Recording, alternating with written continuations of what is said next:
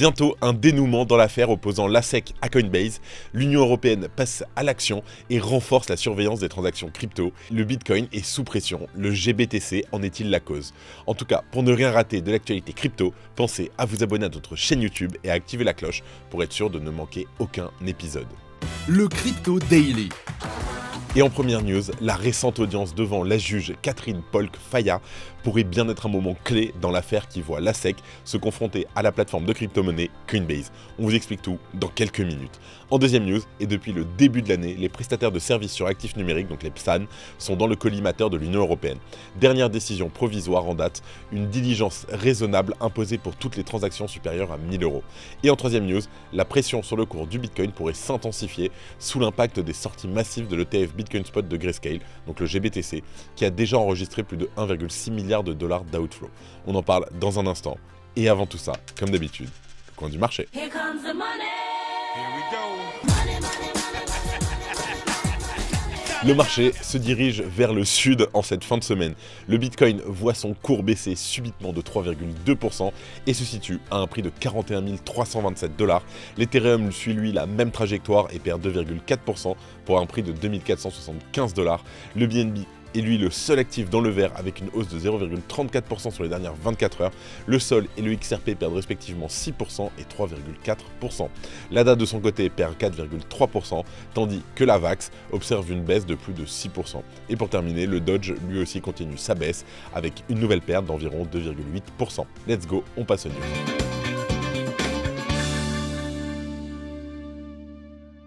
Et en première news, l'affaire SEC contre Coinbase est-elle bientôt terminée? En milieu de semaine, une audience devant le juge fédéral de Manhattan a eu lieu entre les avocats de la SEC, donc de la Securities and Exchange Commission des États-Unis, et ceux de Coinbase. Cette audience intervient dans le cadre d'une affaire opposant les deux parties. Pour rappel, la SEC avait engagé des poursuites judiciaires contre Coinbase et Binance en juin 2023. La SEC les accuse de faciliter l'achat et la vente de crypto-monnaies qu'elle qualifie de valeurs mobilières, incluant des actifs tels que le Sol, le Matic, etc. Et cette audience fait donc suite à la requête déposée par Coinbase en août 2023, demandant l'annulation des poursuites engagées par la SEC. Le juge a d'ailleurs exprimé ses inquiétudes quant à la généralité de la plaidoirie menée par la SEC.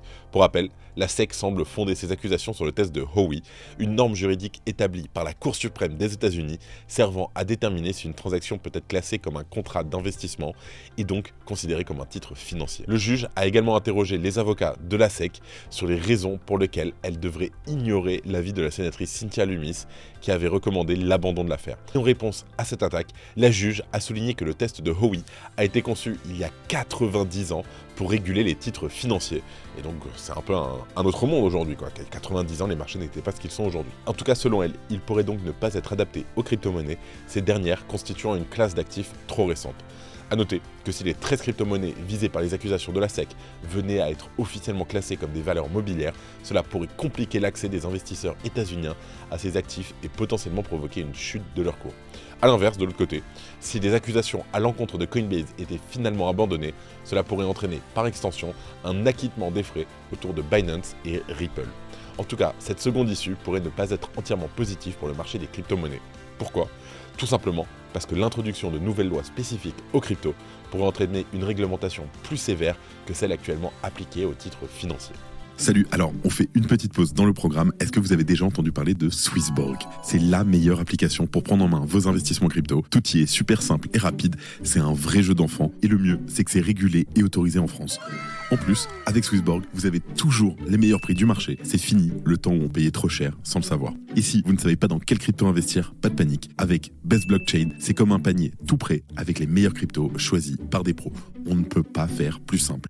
Attention, offre exclusive en ce moment. Inscrivez-vous dès maintenant avec notre lien qui s'affiche maintenant et recevez immédiatement un ticket à gratter 100% gagnant et empocher jusqu'à 100 € instantanément. Alors, qu'est-ce que vous attendez? C'est le moment de rejoindre Swissborg et d'investir dans les crypto-monnaies en toute sérénité. Cliquez, inscrivez-vous et lancez-vous dans l'aventure avec Swissborg.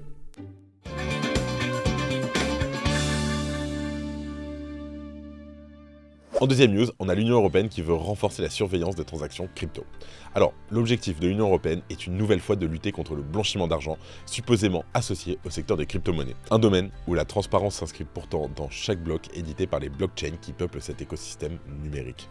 Quoi qu'il en soit, l'Union européenne semble passer en mode harmonisation depuis le début de l'année. Et avec comme dernier accord provisoire, une réglementation anti-blanchiment d'argent destinée à combler les éventuelles failles utilisées par les criminels pour blanchir des produits illicites ou financer des activités terroristes par le biais du système financier. Mais alors comment l'UE compte mettre en œuvre cette surveillance? Déjà par le biais d'une diligence raisonnable plus stricte exigée de la part des PSAN à l'égard de leurs clients. Mais alors qu'est-ce qu'une activité suspecte? Dans le domaine de cette surveillance imposée aux PSAN, la limite entre une activité légale et suspecte semble fixée à 1 000 €. Je cite, « Selon les accords, les PSAN devront appliquer des mesures de vigilance à l'égard de la clientèle lorsqu'ils effectuent des transactions d'un montant de 1 000 € ou plus. Il ajoute des mesures pour atténuer les risques liés aux transactions avec des portefeuilles auto-hébergés. » Et enfin, dans le même temps, ce texte prévoit également des mesures spécifiques renforcées de diligence raisonnable pour les relations de correspondants transfrontaliers. D'ailleurs, les unités locales de renseignement français, donc les CRF, auront un accès immédiat et direct aux informations financières administratives et répressives comme les crypto-transferts. Cet accord provisoire doit néanmoins être présenté au Parlement européen afin d'être officiellement approuvé. Mais il dessine dans les grandes lignes la volonté de surveillance du secteur des crypto-monnaies et cela semble malheureusement débuter par la traque systématique de leurs utilisateurs.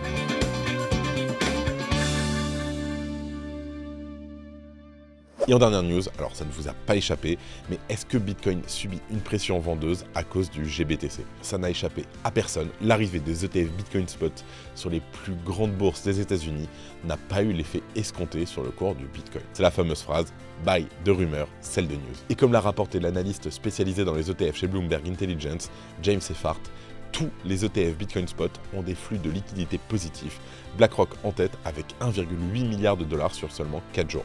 Tous sauf un, bien entendu, Grayscale. Pour rappel, l'ETF Bitcoin Spot actuellement sur le marché émis par Grayscale résulte de la transformation de son ancien produit phare, donc le Grayscale Bitcoin Trust, le GBTC. Et lors de son évolution, les parts de ce trust ont été converties en parts d'ETF, et cette fois sans la décote qui faisait tant de tort au GBTC. Nombre d'individus ayant investi dans le trust de Grayscale souhaitent donc aujourd'hui prendre des profits. Alors qu'à ce jour, c'est déjà plus de 1,6 milliard $ qui est sorti de l'ETF Bitcoin Spot de Grayscale. Cette tendance ne semble pas partie pour s'inverser selon les analystes de JP Morgan. Et sous l'égide de Nicolaos Panigirzoglu, les analystes de la holding financière ont écrit dans une récente note que nous pouvions encore nous attendre à ce que les sorties du GBTC doublent encore de volume. Alors, les investisseurs du trust GBTC ont pris tous leurs profits après la conversion de l'ETF en quittant complètement l'espace Bitcoin plutôt qu'en se tournant vers des ETF Bitcoin moins chers. À noter que par son ancienneté due à son trust, le GBTC de Grayscale est actuellement l'ETF Bitcoin Spot le plus liquide, on parle d'environ 25,5 millions $. En tout cas, les sorties pourraient se poursuivre si Grayscale ne revoyait pas ses frais à la baisse afin d'acquérir de nouveaux acheteurs.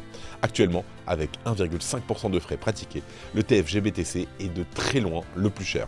Et à titre de comparaison, Bitwise, ARK Invest, Invesco ou encore WisdomTree proposent provisoirement 0% de frais sur leurs ETF Bitcoin Spot. Aussi, si Grayscale ne prenait pas la peine de réagir prochainement, les analystes de JP Morgan estiment que 5 à 10 milliards $ pourraient encore sortir du GBTC de Grayscale. Et avant de terminer, comme d'habitude, les actualités en bref.